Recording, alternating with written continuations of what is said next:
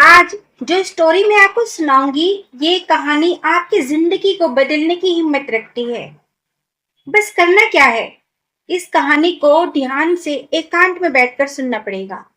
कहानी को शुरू करने से पहले आपको चैनल को सब्सक्राइब जरूर कर लीजिए और बेल आइकन बटन जरूर दबा दीजिए ताकि नई वीडियो का नोटिफिकेशन आपको समय समय पर सबसे पहले मिलता रहे।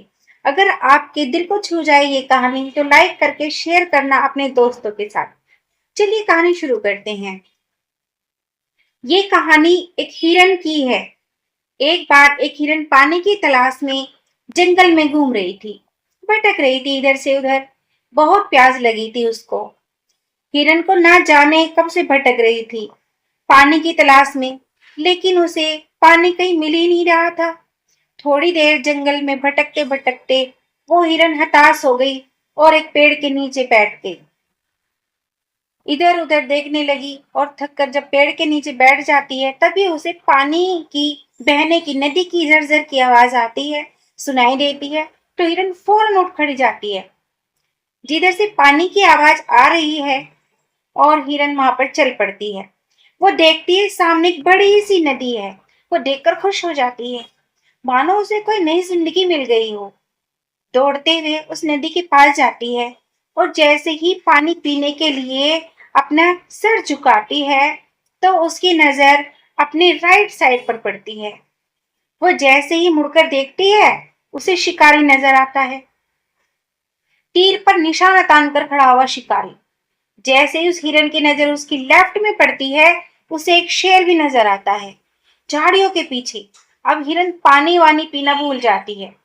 कुछ भी नहीं रहता उसके दिमाग में, प्यास वास सब भूल जाती है। वो प्यास को भी कहाँ उसको याद रहेगी। वो पलटकर अपने पीछे देखती है तो उसे भयंकर आग लग जाती है। उस जंगल में पलटकर देखती है, घबरा जाती है। ये भयंकर आग लगी देखकर धीरे धीरे उसकी जो और बढ़ रही थी। अब हिरन जाए तो जाए कहाँ। राइट में उसे शिकारी नजर आ रहा था जो निशाना तान कर खड़ा हुआ था, और अपने लेफ्ट में देखकर जो कि शेर खड़ा हुआ था घात लगाए हुए, और सामने गहरी लंबी नदी बह रही थी इस तरह से। और पीछे उसके जंगल में भीषण आग लगी हुई थी।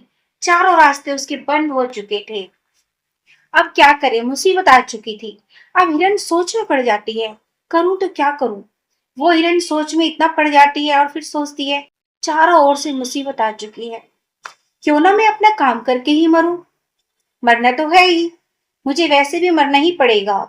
क्यों ना मैं पानी पीकर मरूं। यह सोचकर हिरन पानी पीने लग जाती है। लेकिन थोड़ी देर बाद वह देखती है, जब वो पानी पी रही होती है, कि ऊपर से बादल आ जाते हैं और बारिश होने लगती है। जो पीछे की तरफ आग लगी हुई थी वो पानी से बुझ जाती है, और पानी के कारण शिकारी का जो निशाना है चुप पर शेर को लग जाता है, और शेर की नजर पड़ती है सीधा शिकारी के ऊपर। तो शेर शिकारी के पीछे लग जाता है। तो जैसे ही हिरन को पता चलता है, हिरन पानी पीने के बाद सर ऊपर उठाती है तो वे देखती है, राइट में देखती है तो शिकारी कहीं पर नजर नहीं आता। फिर वो लेफ्ट में देखती है तो शेर भी नजर नहीं आता। उसे शेर भी नजर नहीं आता। उसे पीछे मुड़कर देखती है तो आग भी बुझ चुकी थी।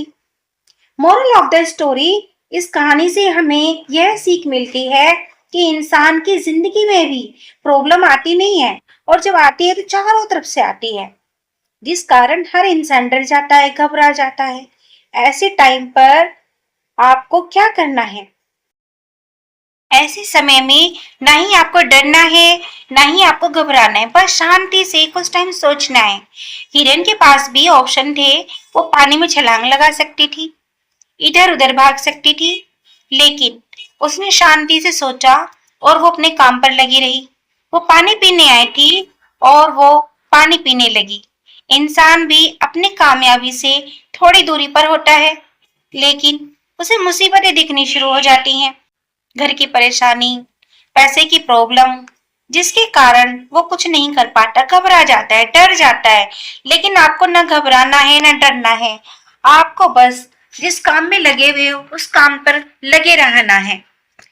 मैं उम्मीद करती हूँ आपको ये कहानी पसंद आई होगी। आपको कभी भी ये मत सोचना कि दुनिया क्या कहेगी। कर गए तो ये दुनिया एक दिन तुम्हें देखेगी। खुश रहे, मस्त रहे अपने जीवन